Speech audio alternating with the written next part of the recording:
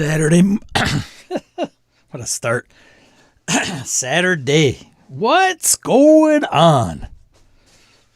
How's everybody doing this fine Saturday? BSRCon's in full effect. Thanks for everybody that's going and have contributed and are playing games. I hope everybody's having fun. Bit more on the DL this year, I think, than any other year, but that's probably to be expected given the state of affairs. I think I started this, BSRCon a year after lockdown, and that's at its height because of lockdown. So people playing games face to face now more and more nowadays. All right, let's see what's going on. Who's all here?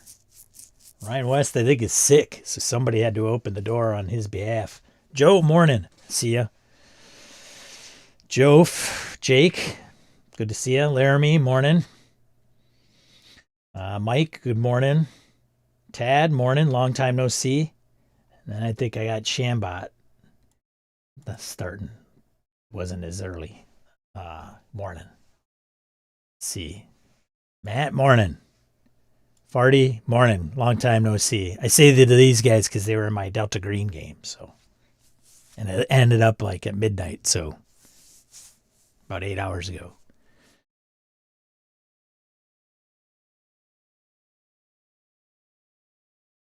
Seems to be a delay joining the chat before it recognizes that you're a subscriber and a comment.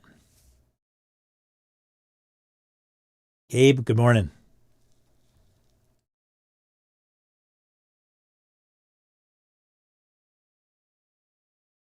Just home, it's brisk, 50-something degrees in the basement. Time to grab a cozy drink. Enjoy the Seancast. Thanks, Laramie.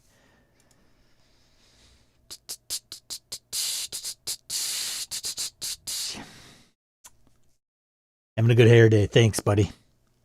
Got my ears lowered last week right after the stream. Yeah. Hey, Jeff. Good to see you. Wayne, morning. Jake.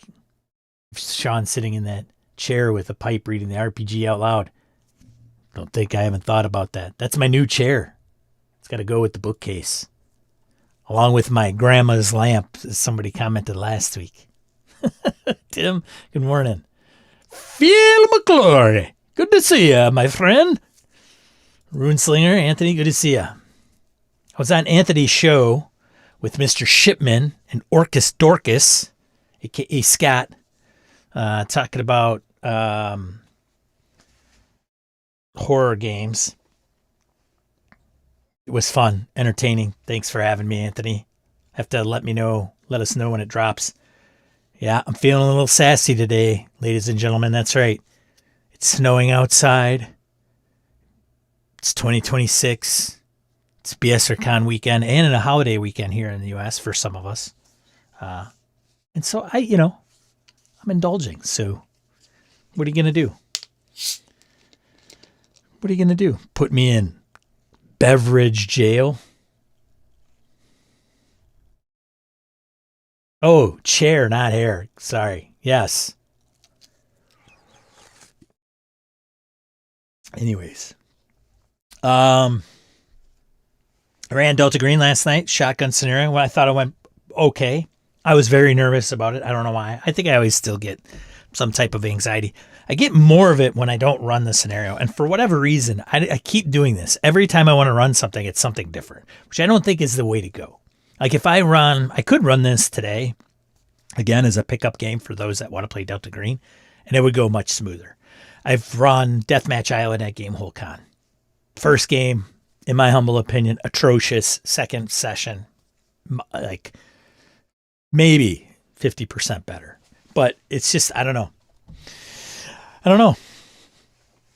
Just me, not running anything else. But before we get into things, I haven't done this in a while. It's been a few weeks. Let's just do what people are playing currently. Any campaigns you're running or playing, game. It's been a while. Things may have changed.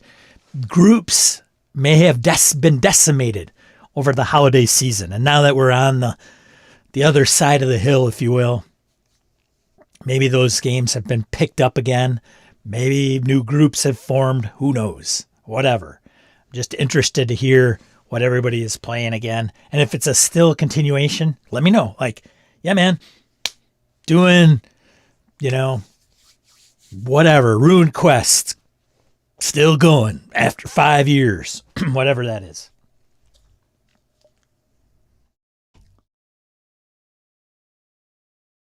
Gabe says right out of the gate, still running my Against the Dark Master campaign. How long is that? How is that? How long is the VSD campaign been going? Still playing in COC and Genesis, both about to wrap. Well, some changes are afoot. Here, let me get out my 8-ball. My magic 8-ball, not that other 8-ball. Don't do drugs, kids. Stay in school. Change is about to come Gabe's way. Jake says Shadowdark journey continues, ran Gauntlet where deaths happen, but laughs did too. Very nice. Very nice. Jeff says running Land of Eam, Torg Eternity, and just added Brindlewood Bay. Oh boy. Daggerheart and His Majesty the Wyram, says Tim. BSD has been about a year, I guess. Okay. All right. I would have guessed longer, actually. I know you've played Against the Dark Master longer, so I guess the campaign for 1 year. I get it. Mike, still playing Shadowrun 3rd edition game. The book I mentioned last time just released, and talking about that, I put link to it in drive-through on Discord in member creations. Oh, very nice. That's Mike's book. Check it out. Miss the chair. I think I speak for everyone here and want to see story time with Sean. Well, I'm thinking maybe like a little fireside chat maybe. And when I get really old and I can't stand here for like an hour, backup. I do have to get a smoking jacket though, of course. For the pipe I will never smoke in the house. Just saying. Still finishing up Demon Plague. Laramie says last session was December 18th. I think we're only a few sessions out, and this thing will have a bow on it. Got it. Gabe says things get long when a player can't make the story is so involved. We decide to push. The struggles that are. Yeah, that sucks. We're having that kind of with Phil and Harrigan and some of the gang. We're running into that Wayne. Like we played Deathmatch Island. God, it's probably going to be on 2 months now. And now it's been like the new year. I couldn't run.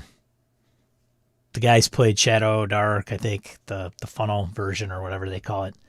That it's like now BS or Con, somebody out of town. Like it's just one thing after the other. We'll see.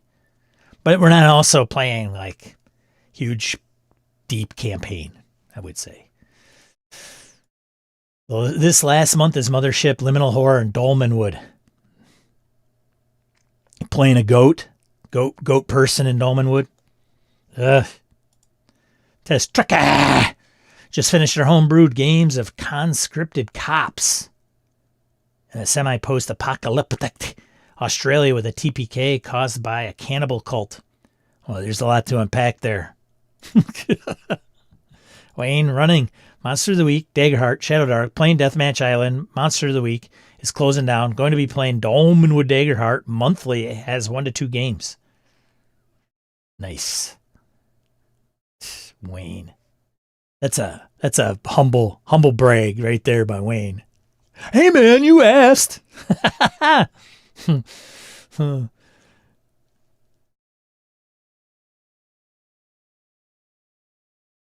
None of the consequences. My BX so small on my screen. My BX game on Roll20 will reach 12 years next month. That is insane, sir. 12 years. Okay. Now, I must know it's 12 years. Now, that's not impressive if you're only playing once a year. So I am interested. What's your frequency on that? Is it every month? Is it an every other week? If it's a weekly game for 12 years, that is insane for sure. Although 12 years is nothing to scoff at by any means. Phil, still running Dragonbane, Vaesen. Session 2 of the Face-to-Face, the One Ring campaign is next weekend. Still playing Hyperborea.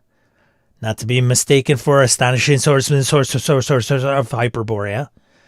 Over 10 sessions deep on his current campaign. Nice. Laramie did run a one-shot for a buddy that hasn't played like in 40 years. Yeah, man, bring him back. Bring him back, Laramie. Bring it. We've lost some people have lost their way. We need to bring them back. If we find that person like Laramie, Laramie's buddy. Roll the green one. Lasted about 15 minutes before he was already. Yeah, the D8. Got it. Super hyped. Nice. Amazon has some great smoky jackets. Just saying. Wow. Mike sounds like he might have a couple.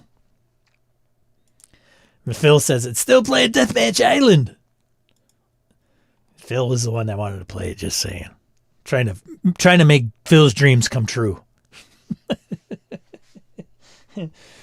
The Runeslinger still runs COC online. 3rd year in setup recruitment phase for Blue Planet. Have set up a Cold War scenario for the Go Bag hosts. Yeah, I got to get back to you on that. Hope we can get to it before it stops being cold outside. Yeah. My co-host is traveling.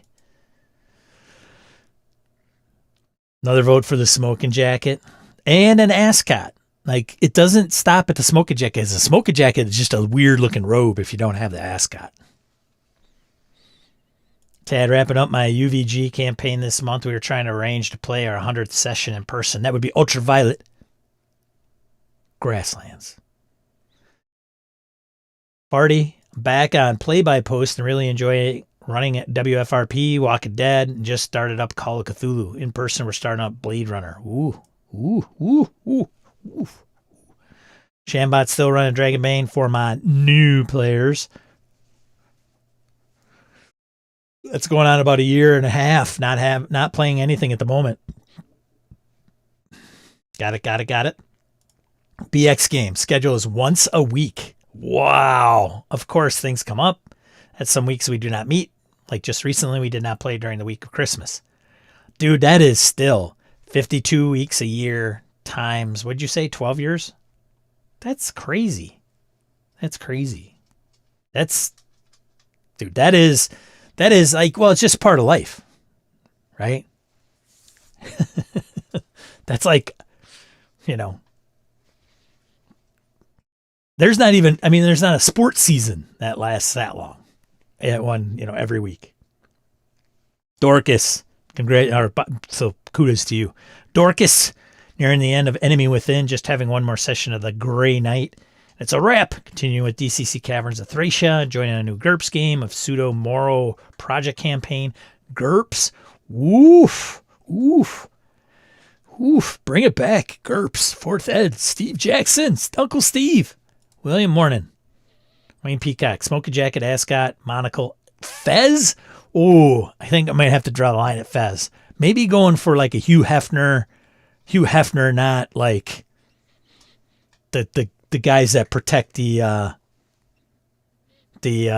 goblet, right? The in Indiana Jones. Orcus and doing best Vincent Price voice impression. Oh, yeah, right. That's not going to happen. Jim, good to see you. Morning. All right. For my answer, I'm trying to run a Deathmatch Island game. Probably, a few more sessions of that. We'll see. Then Delta Green. As a matter of fact, I play Delta Green tomorrow. Face-to-face every other week with the Jeff group. I got to start naming my groups. Call it the Jeff group. Thursday night might be got to do it like a rock band name, like Project whatever, or the blank project, right? Holy Grail. Come on, Sean, wake up. That's it. Holy Grail, dude. It's getting harder and harder for me to remember words, the right words. The Holy Goblet. The Holy Goblet. There it is. Brotherhood of the Cruciform Sword.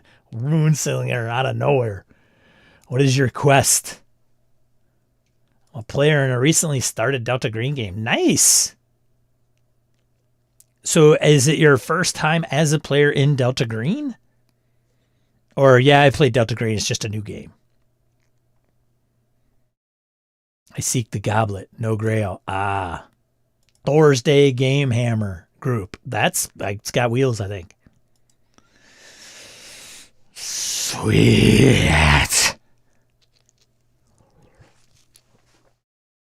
As you can imagine, I don't have a go-to topic this week. Shocker, I know. Reading aid. I'll be playing Numenera. Numenera. By Cookie Games. Hopefully it turns into a longer campaign. And also playing Shadowrun and Archie. Nice. Sean doesn't know how to talk. What is his problem? Relatively new to Delta Green. Oh, all right. Well, I hope you enjoy. It's one of my favorite games. Project BS. There's one. Yeah. Project BS. Thanks, Wayne.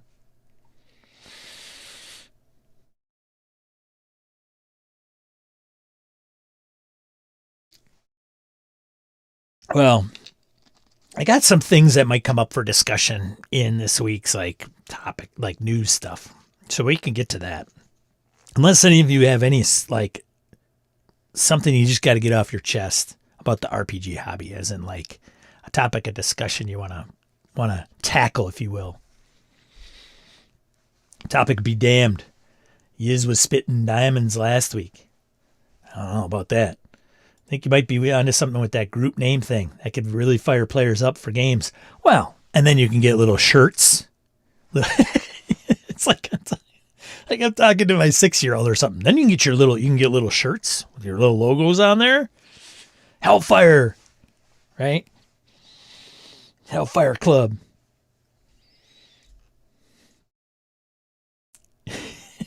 Your little shirts. Sound like my mom. Oh, that's cute. You're gonna go off and play with your friends in the game group.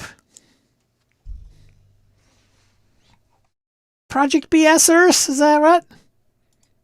Are you shirts? Hellfire Club was a very different meaning for me. And I'm sure we did get cheap con hockey sweaters this year. Those are not cheap. I'd be interested to hear what that looks like. One thing I always wanted to do, and I never got around to it, and I don't know if I ever mentioned this, but when Brett and I were doing gaming and BS, we did T-shirts and things like that, and some of you were gracious enough to buy some of those. What I really wanted to do was bowling shirts. I always wanted, I still wear bowling shirts. What are they called? They're not called bowling shirts, but if you Google it, they'll come up. I think they're called Cuban shirts, something like that, right? It's like the vintage 60s Mad Men barbecuing the backyard shirts is what I call them. And I always wanted to get bowling shirts and literally put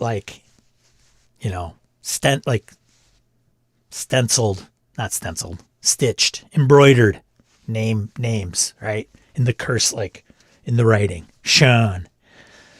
They're expensive. So I'm interested about the hockey jerseys, because those are pretty cool too. But those aren't cheap either. We should all get plaid robes like Phil. Dude. Can you imagine, we could do that too. That would be awesome. Like the BS community, which in case you guys aren't fully aware, that weren't in tune with the Gaming and BS podcast that I did, that's okay. Through this channel, you are indoctrinated into the BS community, if you will, indirectly. And so it would be kind of cool, whenever you want to represent, you put on a flannel robe. So you show up to a game con in a flannel robe. Not only a flannel robe, but you're wearing jeans and pants or whatever, but your attire is a flannel robe. So if you're at a convention and you're wearing a flannel robe, they'd be like, oh, I know that guy. Or woman, for that matter. I say guy in the generic sense. Leather jackets. Ooh, I don't know about that. 60s bowling shirts, yeah. I'll take a dozen BSer bowling shirts, please. Okay, I'm seeing a little demand here. So yeah, no stitch. They're pressed, but I do think they look pretty damned good. And they were $46 a pop for ordering over 20. That's not too bad. Now, when you say 46, was that like, I want to buy the jersey and then whatever's printed on it? Or are they just, is that what the deal was? Eileen, good to see you. Victor, morning. Just rambling right now. Nothing. Laramie he got hockey shirts for CheapCon, so hockey shirts. Dude, don't say hockey shirts. They're jerseys. Hockey jerseys. People would think I'm cosplaying as the dude. Case in point, man. That's what I'm talking about, Jim. Because I think all of us are kind of like a little bit like the dude in somewhere. Like we got a little dude in us, I would say. Because, that's just your opinion, man.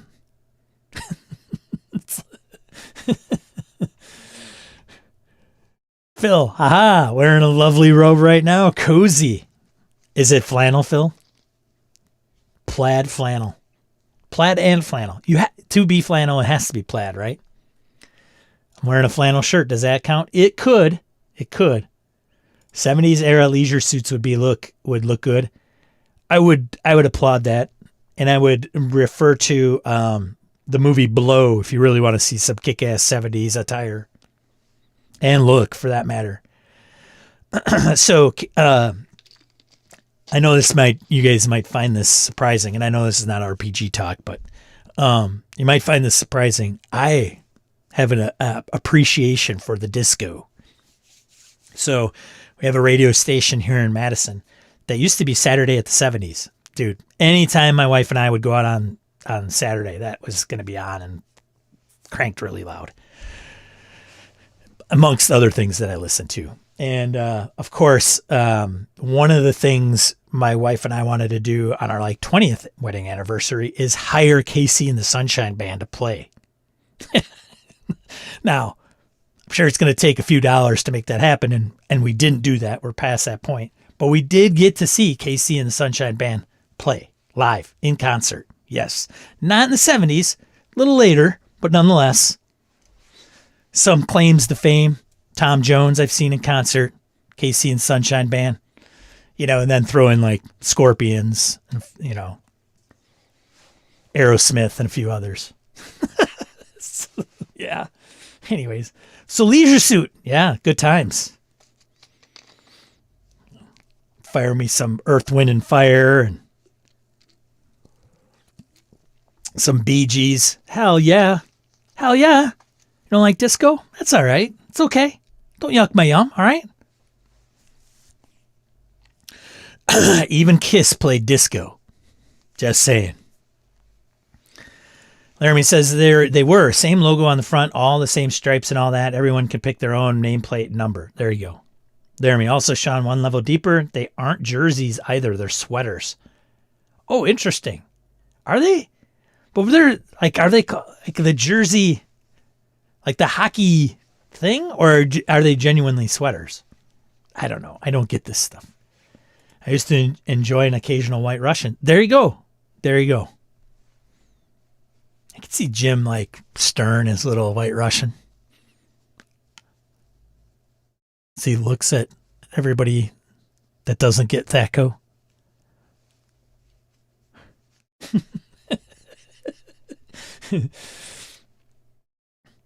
Love to y'all on the dance floor. Yeah, man.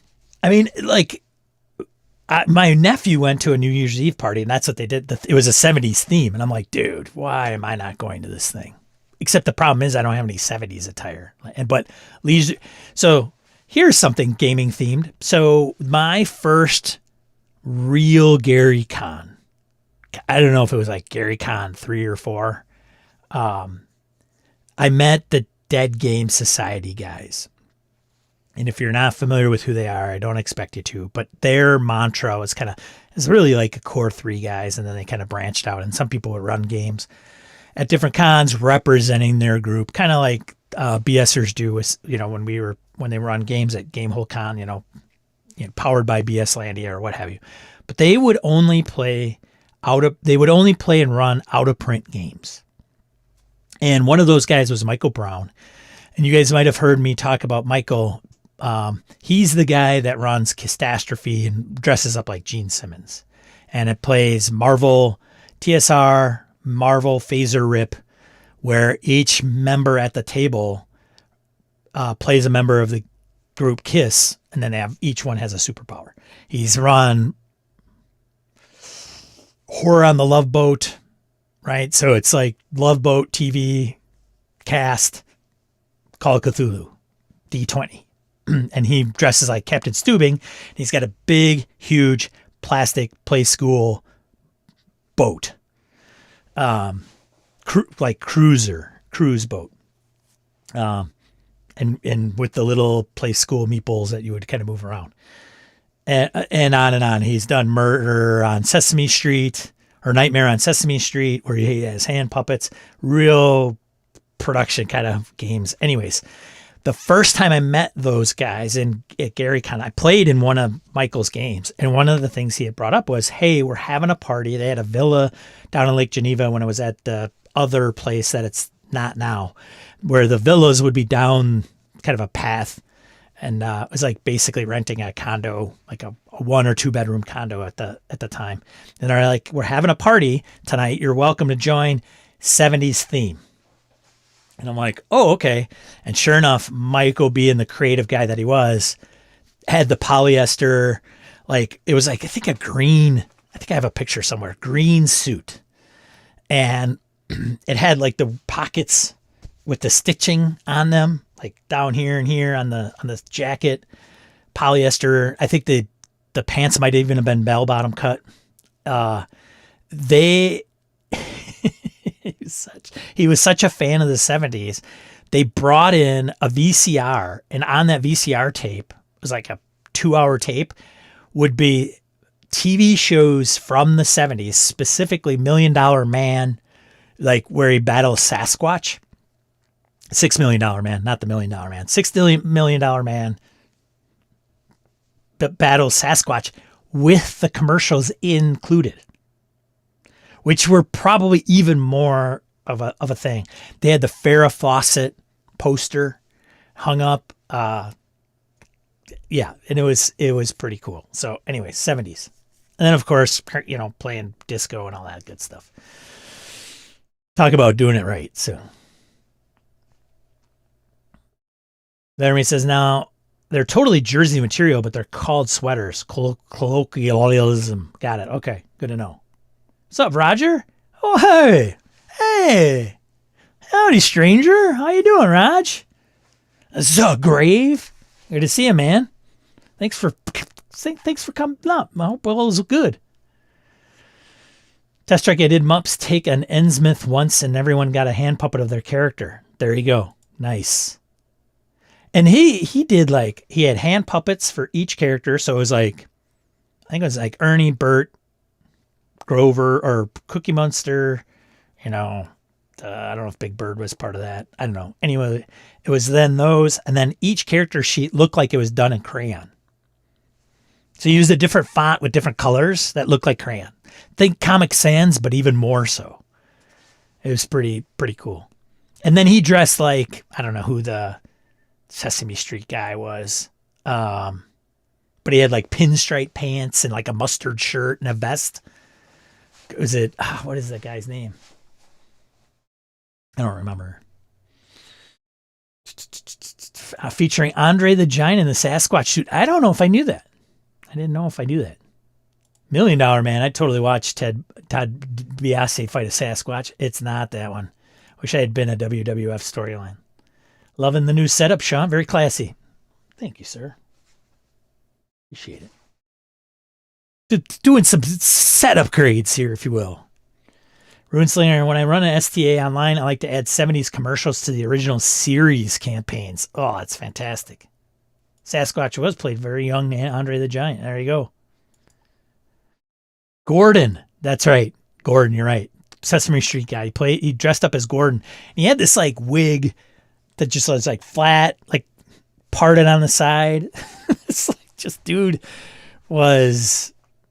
He was the Carl Kiesler. If you're familiar with Carl's work, Michael was Carl, or kind of that guy before I came across Carl Kiesler's and his set pieces and stuff.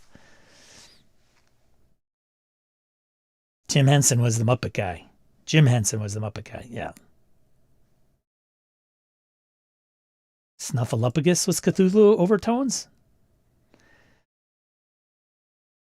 It was D2. He ran a lot of D20 Call Cthulhu for whatever reason. He would run that from like the Murder on the Love Boat, Nightmare on Sesame Street.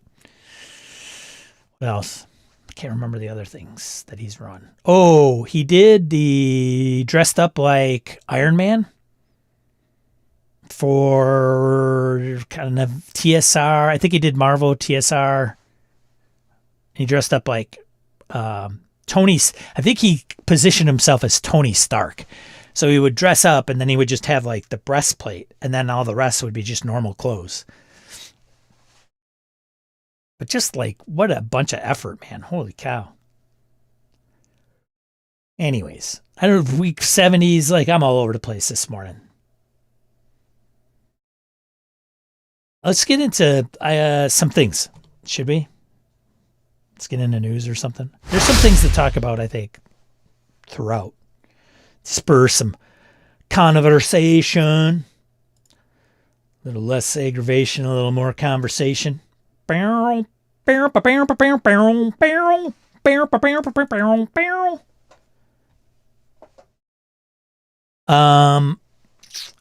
one, bite the hand, a cyberpunk TTRPG built on Mothership's engine. So for those that are cyberpunk folks, I know Harrigan likes cyberpunk, and I don't think he plays enough of it, but now there's for those that love Mothership, I would be probably more interested in this maybe than Cyborg, which is the Merkborg cyberpunk game.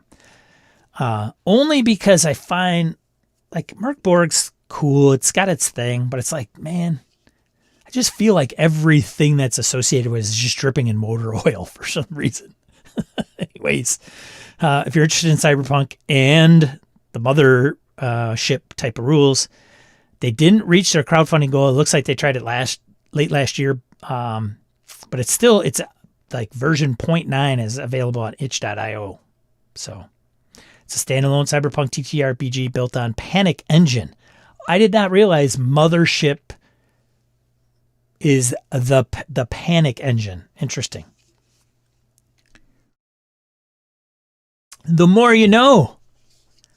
I learned something from my own stream today. A little less conversation, a little more action. RPG Coyote and Crow preps for new Legends and Icons project coming next month. If you're not familiar with Coyote and Crow, it's as if the U.S. were, or the lands of Native Americans, etc., where the colonialism didn't work. Yeah, that's something. Didn't happen. So it's a winning sci-fi fantasy RPG that takes you into the near future of an alternate world where colonization never happened. So there you go. D12 based system. Anybody play Coyote and Crow? That is one ugly looking beastie there. So there you go. That's coming. This is the one I thought would spur some discussion. We'll see. Here are the 2026's most anticipated RPGs as voted by some of you. Anybody want to know what the number one was? And if you know, don't say it.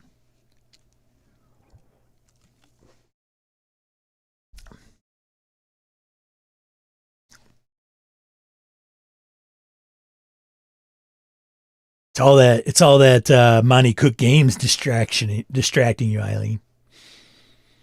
I've run Coyote and Crow. The system is uninspired. Ooh. Well, that's unfortunate to hear. All right. Should we get into who what the 10 ones are? I played it, not my preference, but it's a good game. Fair. All right, here we go.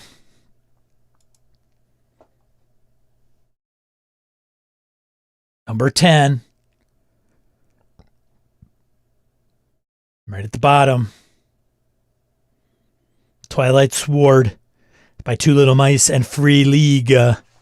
Two Little Mice, makers of Outgunned and Household. So that's number 10. Number 9. Old School Essentials 2026 Update. It's the first appearance for both of the ones I've just mentioned.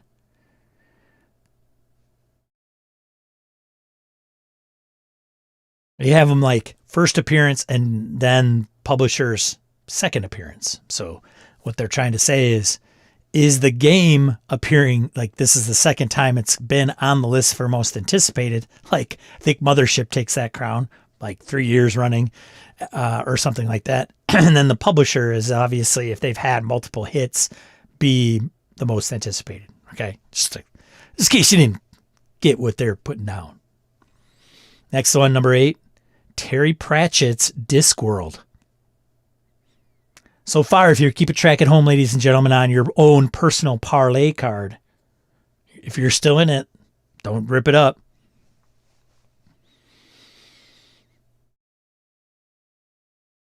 Next one, The Black Company by Arc Dream Publishing. Oh boy. So far, it's the second appearance for Discworld. So, sounds like a $3 million Kickstarter. It's kind of been, hey, it's going to be a couple years before we get this out. So, last year must have been on the list. Next one, Broken Empires, Evil Baby Entertainment. It's the first appearance, period.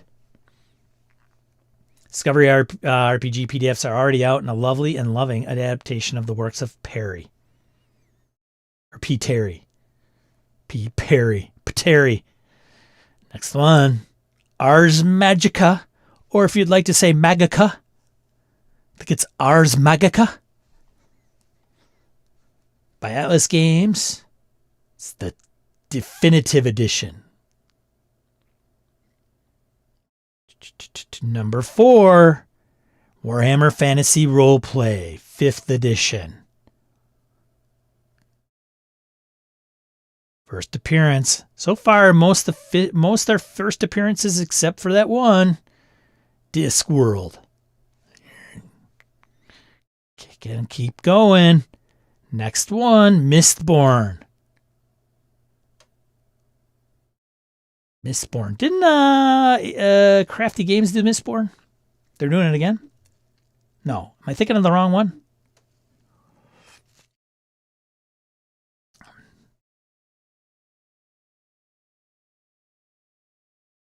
Last year, Brotherwise Games broke every TTRPG record with its Kickstarter for Brandon Sanderson's Cosmere.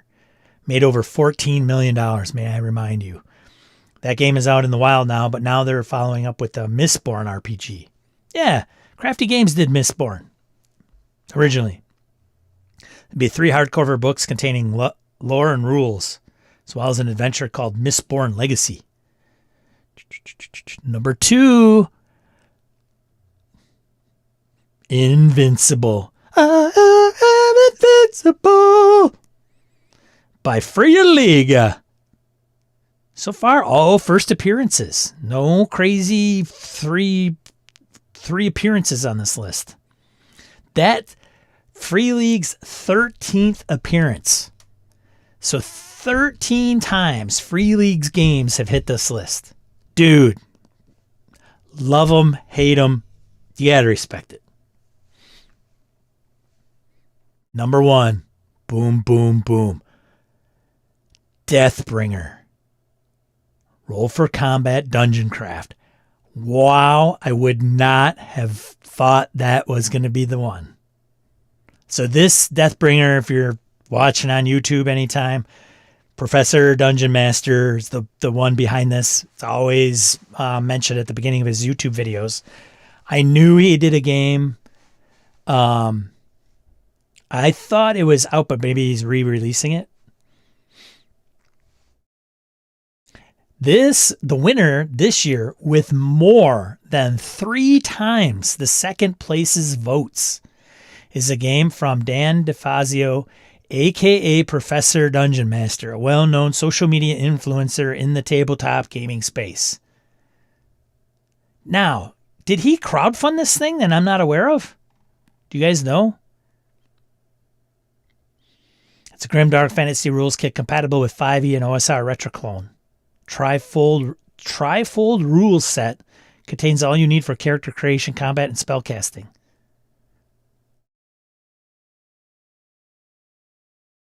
Nutty.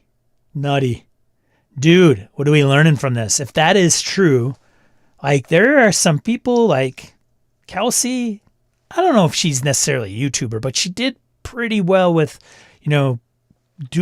pumping up the hype for Shadowdark. That doesn't really necessarily sound correct, but she's been in the hobby doing things, and some people would say that she garnered a following. Boom. Ben Milton got had a following, did Knave.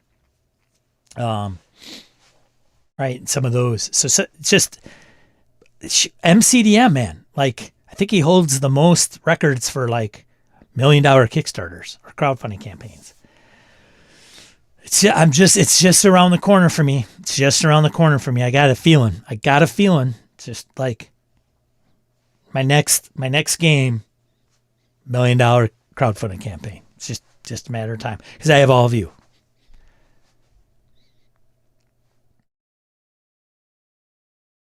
Fantasy, Laramie, I would like to try Warhammer Fantasy sometime. Wayne, IPs, no matter how much I like them, are a hard sell for me. Lots of IPs. That's tricky. The Ars Magica Definitive Edition PDF also just went to backers and is lovely crumulent. Wayne, Sean, can you hear the quote cluttering the screen?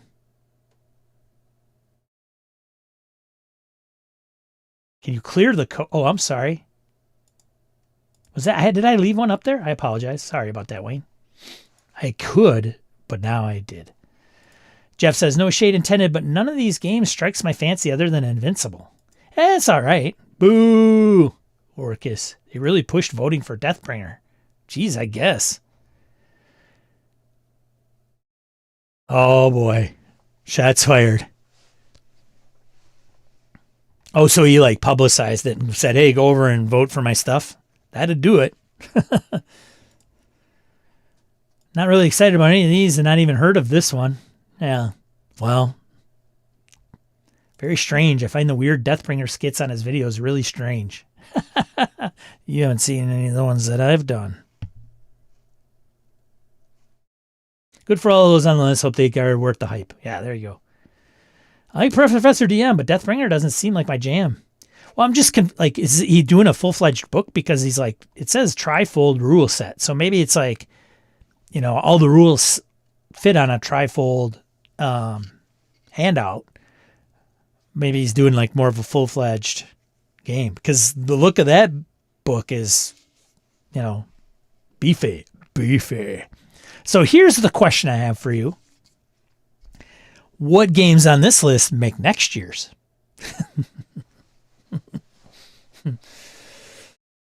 Discworld? Does it go to number 3? This is proof of why popularity contests are dumb, just in case the Ennies weren't proof enough. He's been running ads about it for years. Oh, wow. Well, I know that, but so it's funny you bring that up, Tim. I just didn't it's been, I on the beginning of this show, I put in Go Bag. I don't blame anybody. Like, if Ben Milton opened every video or in the middle or at the end said, hey, pick up Knave, or, injected his own promo, totally get it. I didn't realize, I know he did the game, and I thought it was out, that you could just get it on, drive-through or whatever. So I'm not fully aware of what this is his newest one or what it is, or full version-ish, I guess. It was BS Companion. You could only get if you back some of his fellow YouTubers crowdfunding. Interesting. Yeah, or Orcus has feels. Yeah. You know what they say? It takes years to make an overnight success. What? Kelsey Dion used marketing. She built an audience and then parlayed her reputation for quality plus marketing prowess into making a successful crowdfunding. Yeah, absolutely. Not taking anything away from her. But I'm saying, like, she didn't just show up and, like, launch Shadowdark and it was a multi-million-dollar campaign. So I wanted to kind of put that out there. But even with Matt Colville, like, they put in some time to curate followers, people that like their stuff, and that turns into, them people buying their stuff. That turns into multi-million-dollar Kickstarters. Apocalypse World Burned Over should be on this list. Dude, I have thoughts about that. And why do you think they're not on this list, Tim? I want to ask you directly, because you're really into that space. And I know that, and many people in the chat know about Vincent McGay Baker and Powered by the Apocalypse and where it comes from. But I want, while that may be true, I want to know why you think it's not on this list. Nick, I think the sleeper hit will be Rudigers by Richard Witters. Playtest rules really good. Oh, yeah? I've not heard of that one. Reading ain't interested in Black Company and Invincible.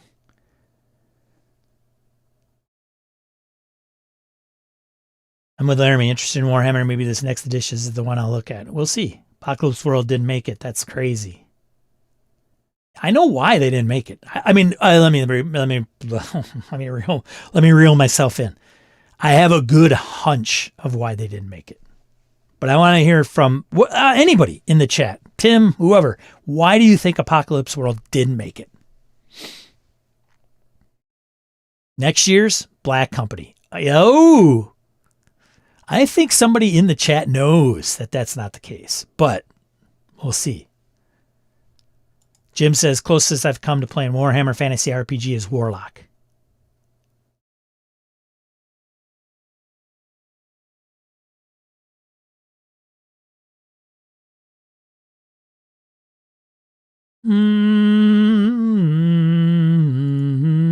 Farty. I backed Broken Empires. It's Trevor Duvall from Me, Myself, and Die. He does a solo. Oh, I know him. I don't know him, but I know who you're talking about. Yeah, that's a big one, right? He's got a big one. Broken Empires. Like he did I think he had Kelsey on. Like Kelsey, Professor DM. I don't remember. What's his name? The other guy. He had a bunch of YouTubers do the actual play of Broken Empires as a promo. Gabe. Sean, when are you going to interrupt your videos to talk about the wonderful promotional products you like so much? Right. I know.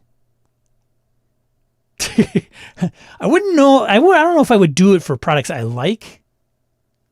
I mean, I guess I don't need to interrupt it because I just tell you guys right now. I think maybe that's Gabe's joke. He's been advertising it for years. He was writing an expanded version, and I think he was convinced to rewrite it for Shadowdark by his publisher, Stephen Glicker from Roll for Combat. Yeah. Apocalypse World is not on the list. Here we go. Victor, thank you for stepping up. Apocalypse World is not on the list because that crowd does not put much merit in popularity votes. They were probably not advertised to vote either. That would be one reason. Another reason is and I think it ties into that, and it's probably one end of the same, where it's like, we just don't do that thing. It's not a thing we care about. And I say that not from and I'm not speaking for Vincent and McGay. I'm not saying that's their thoughts at all. But I just have a feeling that anybody that is in that space, that's how they feel. So they just don't do it. Plus, they're not EN World fans. Like, nobody there's on EN World typically, right? Dude, we've got some clicks, man. And some of those clicks got some really thick, we're siloed, some pretty thick walls. I'm telling you, some of us here in this chat are just unusual, like in the RPG hobby. Black Company and Warhammer are the ones I'm interested. Okay. bakers don't go out of their way to shill their games everywhere. That would be okay. That's probably true. But I don't know. Do you think I don't think everybody on here does that. Now, some might be more susceptible to it, but now some of these are bigger, like publishing houses, if you will.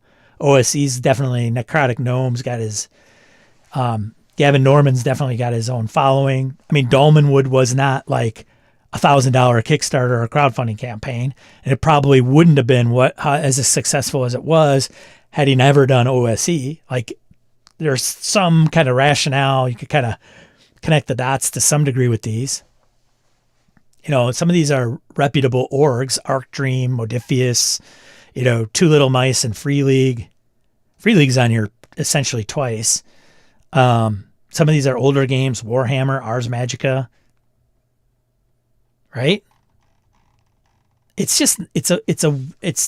does not surprise me that they are not on here. Should they be? Absolutely. But I don't know.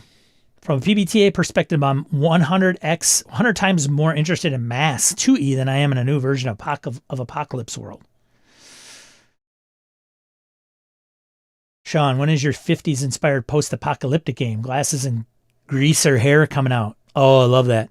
I got to say, John Harper's onto something. He's doing like a weird, I think he's using Paragon system. So if you've played Aegon or Deathmatch Island, Harper is like something like, it's very Fast and Furious, like after the franchise.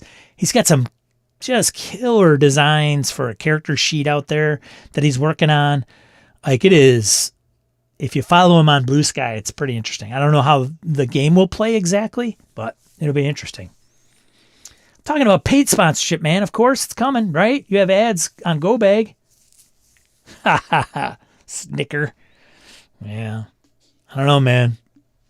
Dude, I'll tell you what. I'll tell you this about podcasting and advertising. First of all, it's hard to quantify because the numbers are all weird, right? It's like podcasting is a different metric, but people go by clicks per thousand. And unless you're, in the top maybe 20 podcasts in the directories of the respected categories, you're never going to make any great money.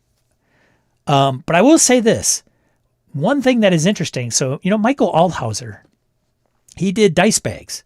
And, we charged him like a pittance for running ads on our show, Gaming and BS, for a while. And I don't know if he ever got his ROI, honestly. I'm sure he didn't, and we just split. But I'll tell you what, those freaking ads, if somebody listens to our episodes of Gaming and BS, they're still there forever. Like, I don't go in there and take them out. Some of the popular podcasts may do that. They may rotate them out of their old. I don't know how they do it without relaunching the episode.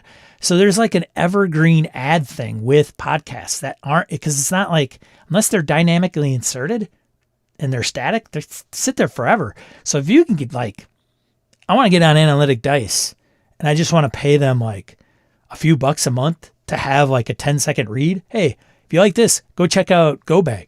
Blah, blah, blah, blah, blah. This is where they talk about X, Y, and Z. And you guys put that out all the time? It's got some stick, if I will. Mr. Barnes, Zweihander is another Warhammer clone, isn't it? It is. Apocalypse World is one of my least played PBTA versions, but much respect. Victor, I'm one of the odd crossover people who pretty much play anything. Pretty much anything. Yeah. I have a Venn crossover with many groups. Right. You and I both, Victor, I think.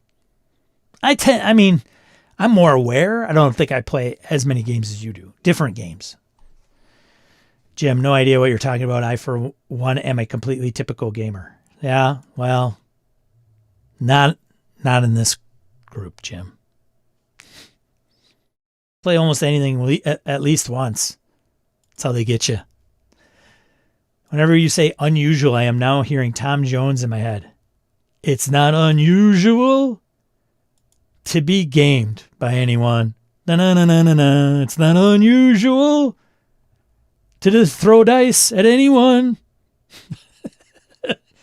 I got to do a cover. I know. Settle down, everybody. Settle down. I'll get to it.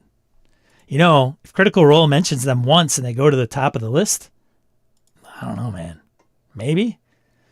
And Shadow of the Demon Lord is definitely inspired by Warhammer. Oh, look at this guy. Hi, folks. Not really listening.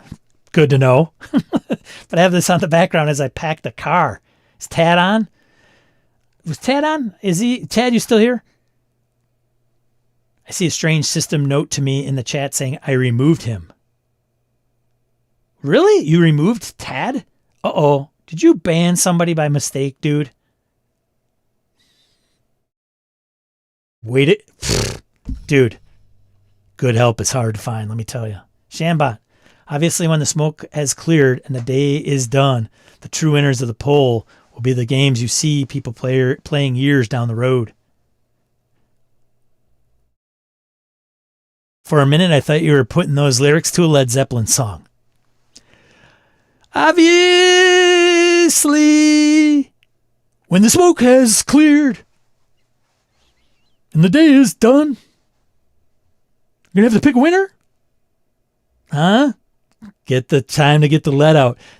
Dudes, I'm here to entertain. I did no such thing. Jim, could you please check? Make sure we haven't dumped him somehow. Ben Milton recently was promoting jeans on his show. What? Dude. I know I will arrive when I have Squatty Potty as a sponsor. That's all I'm saying. I'll tell you what, though, demographic-wise, they want to hit the male population right here. Like, Eileen is an anomaly.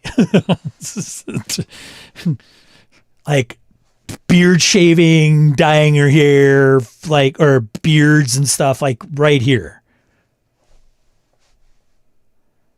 Real games are the ones we play along the way, indeed. WFRP was their own quest, and A&D had a baby, a Chaos Warp Black Plague era Grimdark baby. Okay. Now I gotta go find Ted and unban him. I know, Gabe. Cha-ching, right? Cha-ching, cha-ching. I need to get a cha-ching sound effect. Harrigan, not really listening. I know. Isn't that awesome? Bring back Ted. Free Ted. Yeah. Yeah. Free Tab, you dumb son of a bitch. Yeah, you dumb son of a bitch. Harrigan pocket band Tad. If you name the quote or where I got that quote, you win $1 million. Occasionally I get ads for tactical hoodies, and I have no idea how I got lumped into whatever demographic that appeals to. Sean, when I get a Squatty Potty as a sponsor, I'll know I have arrived. Don't worry, Sean. I'm sure people have been pissing on the channel for years. Hey-ho! Ba-dum-bump. True. I don't know if pissing would have been the word I put in there, but okay. You could supplement that with crapping. All right, let's get back to whatever I was talking about. My buddy Hoos is not awake right now, probably, but he should know. Rollmaster Unified core books get a staggered rollout on Foundry VTT. Automation for the Chartmaster. Booyah! Chartmaster, it even mentions it. For a system affectionately and sometimes fearfully known as Chartmaster, the transition to Foundry VTT is more than just a convenience. The platform's ability to automate the legendary critical hit tables and situational modifiers of Rollmaster Unified could significantly lower the barrier to entry for new players. Boom. And I know right now I have not been putting the links in the frickin' chat. Oops. So there you go. There you go. There you go. There you go. There you go. There you go again. Games Workshop isn't just banning AI, it's positioning human-made as the ultimate luxury product. made by humans, very small 5-year-olds. Luxury. Let me try that again. Made by human hands, tiny, small, human, young, child hands.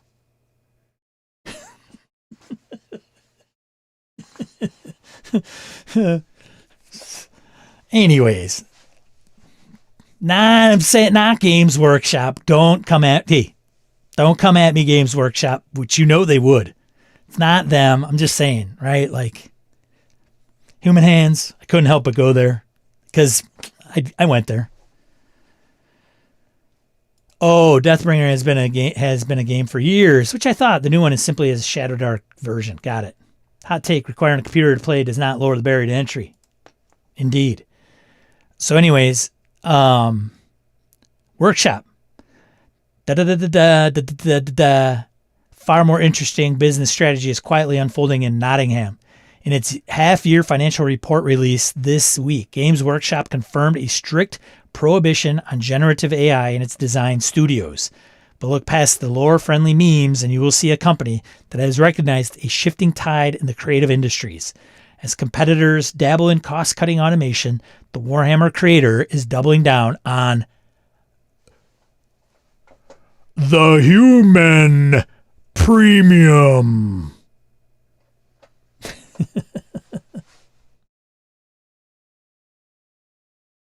This is not just ethical grandstanding, it is a shrewd market differentiator.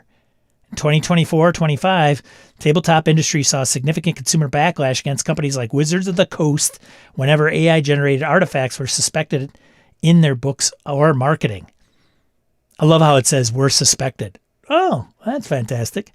The AI look, glossy, generic, and still occasionally automatically suspect, is rapidly becoming associated with cheap, churned out content.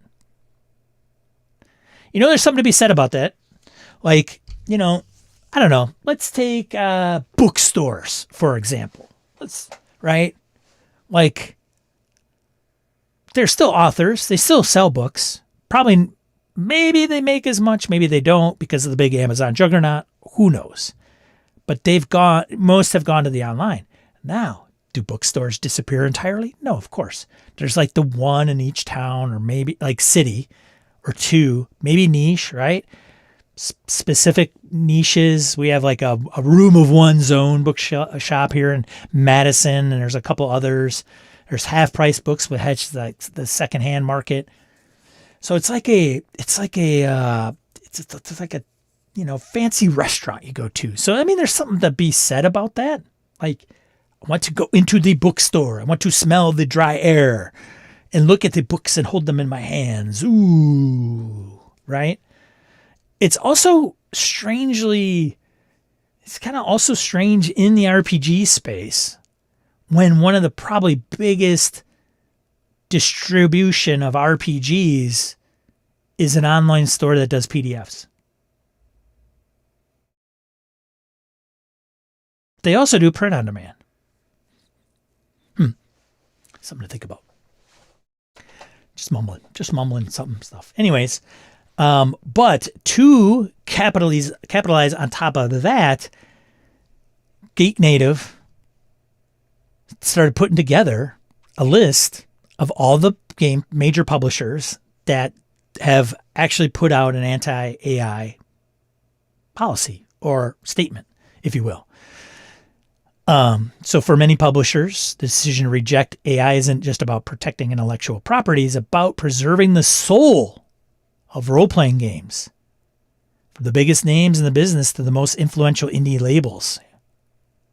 Dude, I don't know, man. Okay, all right, I get it. I get it. Major publishers.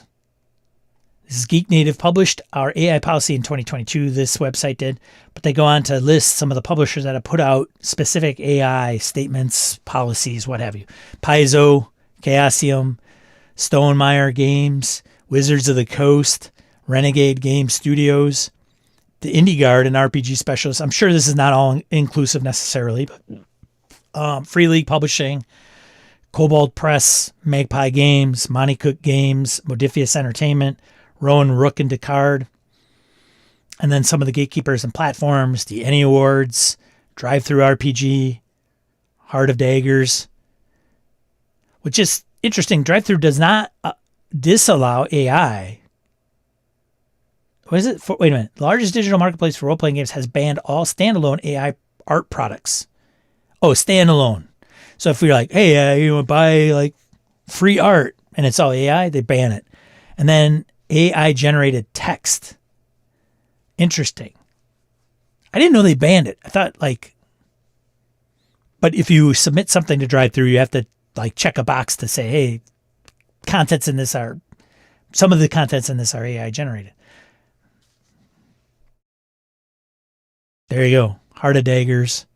That's the Dagger Heart community. So there you go. Running list.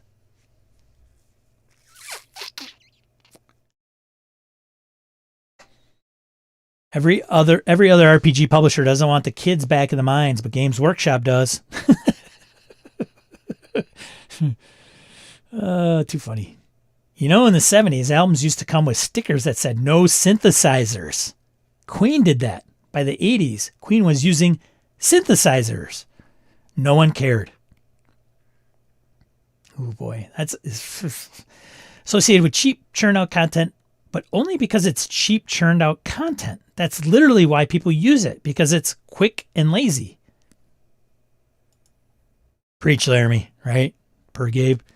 Laramie, I mean, I'm happy to hear counters to that, but that's, as far as I can see, literally the appeal.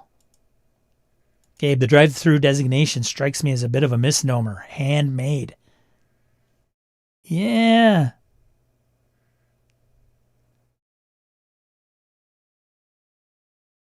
Handmade. Isn't that right, Gabe? I mean, yes, the creative work is from a person, right? Ideally on drive-through, but it is kind of funny. Like some of us are like, well, it's print or bust. Like if they make a PDF version, boo. Dude, where's the Metallicas of the RPG hobby? Oh, shots fired. Handmade PDFs? Indeed. I don't know. I thought I put it out there. Sean. So, Sean, it sounds like you're like pro AI in this whole discussion. You should be canceled. Like your YouTube channel. Look, I'm going to throw this out on social media and say, everybody, look at this asshole like supporting AI everywhere. He should be banned for everything. Okay, for the record, because I'm going to have to put it out there because some knucklehead's going to come across this thing, misinterpret everything I said. Creative should get paid for the work that they do. AI is a tool. It should not take somebody's creative works and use it as its own and distribute it across the etherverse, the netherworld, the internet, things of that nature. You know, there's other ways to train AI than scraping a bunch of RPG books.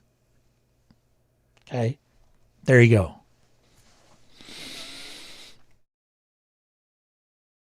But the genie's out of the bottle. It's not going anywhere. You know, we're not riding horses still. We've created cars that burn gas, create carbon emissions.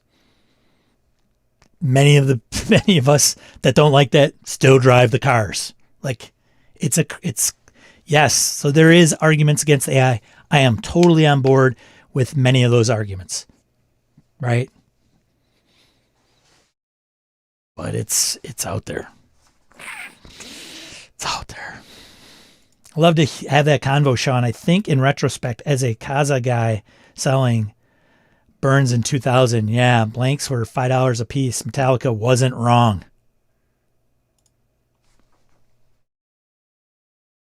Oh.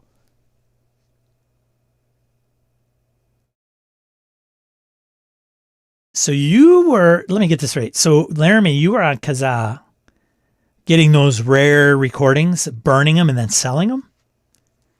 But here's the thing. One would argue, well, we could debate that for a while, but it is an interesting point that you make since you brought it up.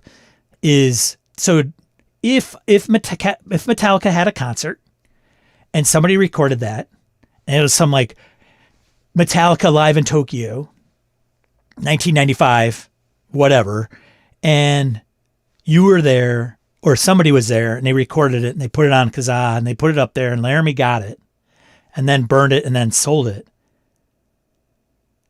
One would say, well, they should have, then Metallica, that's taking money away from Metallica, which is probably true if Metallica took that, put it out themselves, but Laramie was bootlegging it. Bootlegging's been around for, quite a while. So I'm trying to think, like, it's almost like piracy ruins the industry.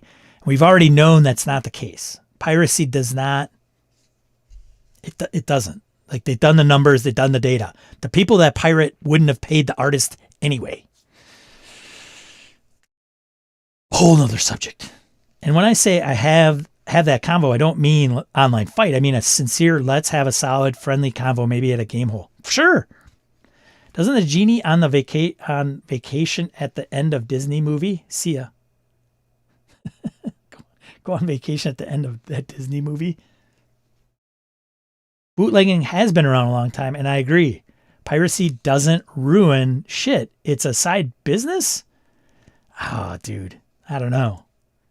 Matt, as a former poor kid in a small town, there was 0% chance that I could travel across the continent to see many of these concerts. Praise to the bootleggers.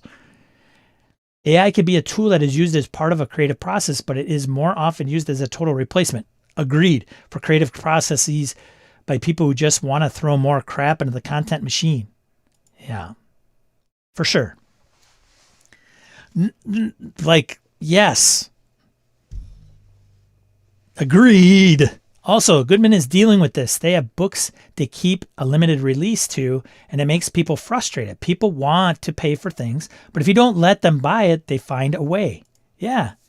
It's like the weird supply and demand. But the problem is Goodman would say, well, yeah, we know these 100 people want this book really, really, really, really bad. It just doesn't, we don't want to, it's not profitable to run a print run, or, whatever. I don't know their explanation. Maybe they're trying to make it more exclusive. Designer handbags or some stuff, right? Like, go to China, buy a fake one. I don't know. No, don't do that. I'm just saying. That's a whole nother topic. Anyways,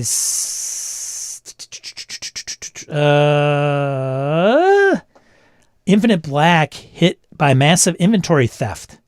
Nocturnus RPG postponed. So these are the guys that make Vast Grim.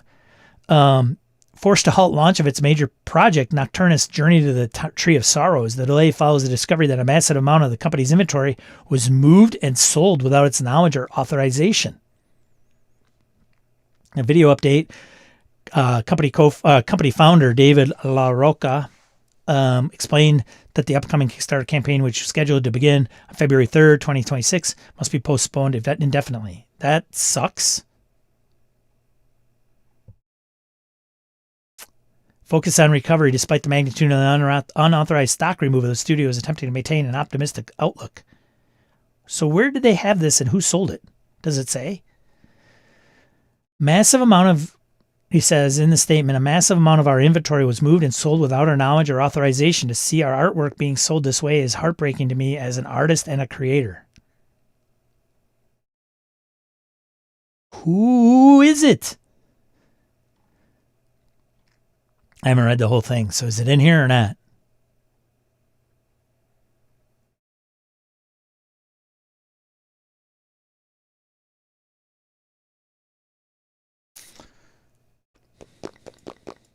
See you, Jim. Anyways, that's bad. I'm going to put all the links in the chat, by the way. I haven't done it yet, but I'll do it all at the end. Keep them open. Next, let's do something. Bundles. Bundles. Bundles, bundles, bundles. Bundles, bundles, bundles, bundles, bundles, bundles. Strike Force champions. Come on, champions, folks. Here we go. Get it all back. 6E Strike Force. Go nuts. Harrigan. Buy them all. Get it all. There you go. Who else are champions fans? Burning Wheel's still out there. Painted Wastelands. I don't know if I brought that up prior. It's OSE-ish. OSE. And then Halls of Ardenvoul. If you didn't ever get into this and you like mega dungeons, this is the way to go. If you're interested in some of the details of this, 3D6 down the line did an actual play of Halls of Ardenvoul. If you try to get this in print, it's like, I don't know, $200, $300. It's crazy. It's huge amounts of stuff. 1,100 pages. Produced in 5 volumes in 2020. So yeah, if you want to get this for, I think even on drive-through, it's kind of pricey, but it's a lot of stuff. Let me tell you. So like $25 for all this. I think I got in on the last crowd bundle that they did. There you go. What's up, Doc Flamingo? That's all I had for bundles. Print. I don't know if this. Some of these times I don't really know what to put in. Like, is this print news? I guess I don't know. Free League for some of you Coriolis backers and fans. They released the Flowers of Algarab expansion for Coriolis, the Great Dark. So you're like, but wait a minute, hold on. I have mine on my shelf. Yes, backers, you probably have yours. This was the one thing that was delayed, so you got maybe a split shipment. Now they just said, hey, now it's going to be out to the public, just so you know. So I put it in print news. It's a box set. Pretty cool. It's pretty cool. There it is. You can pre-order it. It's coming out February 3rd. Today is the 17th of this recording. So they announced that that's coming, and I figure I'd throw it out there. The other thing is crowdfunding news. Let's get it out. All right. Old School Adventure #1, inspired by the classics, written for today. This is by Goodman Games. Old School Adventures and Pinball Crawl Classics. Dude, wait a minute. Do you recognize the cover of that? Pinball Crawl Classics. That's a pinball machine I grew up with. Ripped it right off of that thing.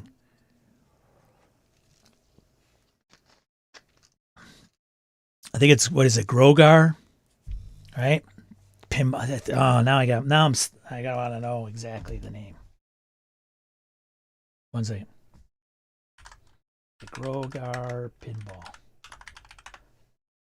Yeah, there it is. Boom.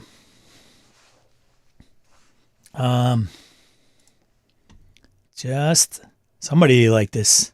Come on, there it is. Look at that. Gorgar. That's what it was. It's a little blurry. Come on now. What do you guys think about that? Yeah, man. What do you think about that? That is Grogar on the cover of that book.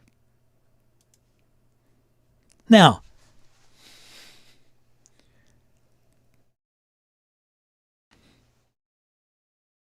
I don't know. It's not AI. I don't know if, come on, man. Like, make up your own pinball looking thing, right? That's a total ripoff. It may not be ripped off. You're high, Laramie. Oh, they apparently spent money to license a number of them. So they paid the owner of Grogar the art. Who did this thing? 1979 pinball machine designed by Barry Orsler and released by Williams Electronics. Maybe I'm wrong. I could be totally wrong. I can't assume that they didn't pay somebody for that, the rights to that. You're right. You're right, Laramie.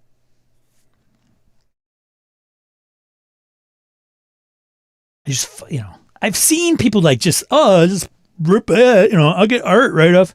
Like, dude, man, there's cups that are done at GaryCon with art from like TSR days. Like it's not. And then I literally had somebody, I remember this. I was at GaryCon and there was the cups that they sell for beer, discounted price, whatever. And it had GaryCon logo on it, as well as like a monster from TSR days, Monster Manual or whatever. And I cannot, what is his name? He's Jim Cask's buddy that I mentioned last week. Short dude, Jim Wampler. And he did that art. And he said it wasn't copyright because he drew it. But he just drew the same art. But because he drew it, it wasn't copyright violation. Like, what the hell? Looking into it, please. Dude. Grogar, man. Some things just don't leave your brain. Anyways, crowdfunding news, right? Like, wait a minute. That looks vaguely familiar. Oh, nobody will recognize it. It's from 1979. Anyways. It says in here that featured the arcade of the 30s until video games appeared. Gorgar, Swords of Fury, Embryon, Cosmic Gunfight, and Centaur. So they name them. Inspired by pinball machines like those that featured in the arcades of the 1930s. Oh, I don't know about that. Those were really old.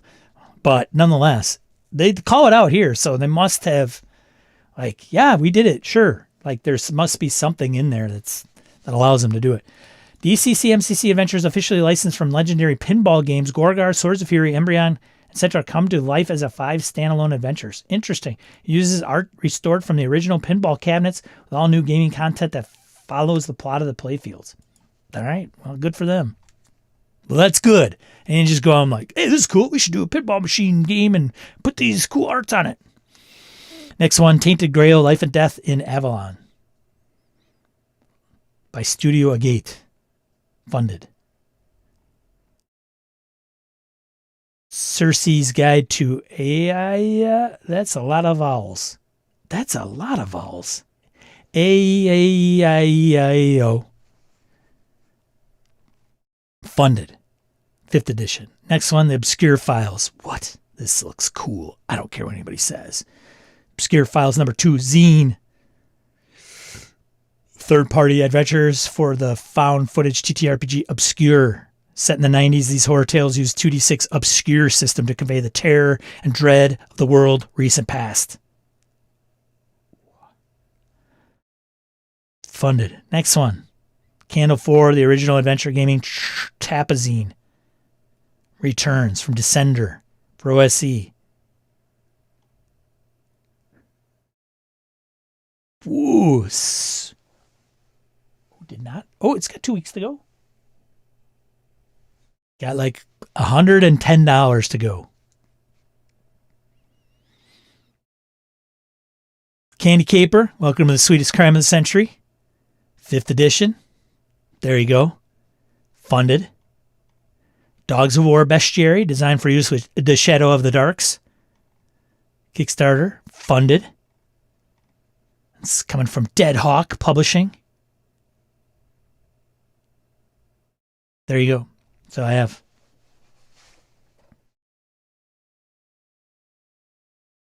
All right. So now I got to put all these things in the chat as you guys sit there. Yep. So, bear with me. Oh, sis, what I won't do. I want to make sure these guys get their credit where credit is due. Go frequent these guys' websites. Tell the world. Click on their ads.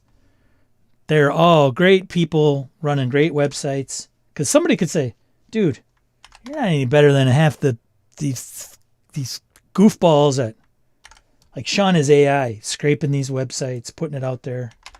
But I'm not claiming them as my own, folks. Okay? Let's just get that straight right now.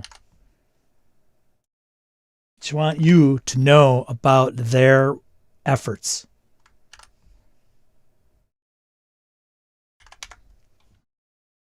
And they are hard at work and should be doing what I do with their own.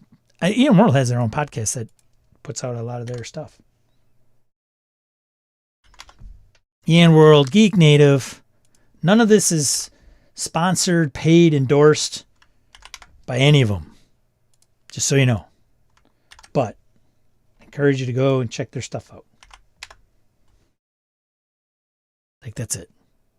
Hope I didn't miss anybody. Just spam my chat. That's all I got for today. I don't know who's got games today at BSRCon.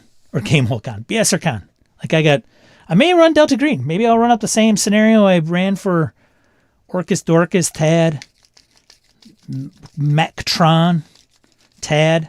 I gotta go find Tad. See, Tad be like, dude, I'm done with that guy. He banned me for no reason. I gotta go do some damage control. I don't know. We'll see. But anyways, thanks everybody who has bought a badge at BSRCon. Apologies to those that might have signed up for a game but didn't fill and it was canceled. Yeah, it's a weird kind of dynamic.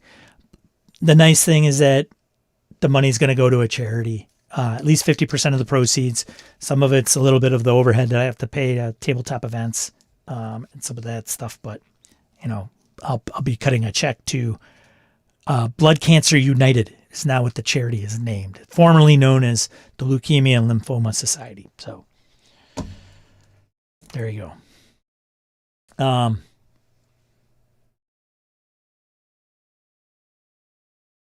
Yeah. I want to thank everybody here that have contributed to missing a couple people. I think I have to add to this list. Farty, Ronald, Fraser, I think I have to add to this list as well. So thank you guys. You're not unnoticed or not gone unnoticed, if you will. Thank you, everybody. I really appreciate it. Thank you for showing up every Saturday or today at least to keep everybody company, including yours truly. Very much appreciated. Thanks so much for contributing to the chat. I hope it was entertaining to say the least. We'll be streaming here again, 8 a.m. Central Time next week, where we will talk about something. Maybe we'll talk about the hottest of topics, like all of the things, like AI. We'll start off with that. Then we'll talk about, I don't know, all of the controversial stuff. We'll just get everybody fired up. I'll make a thumbnail that's like,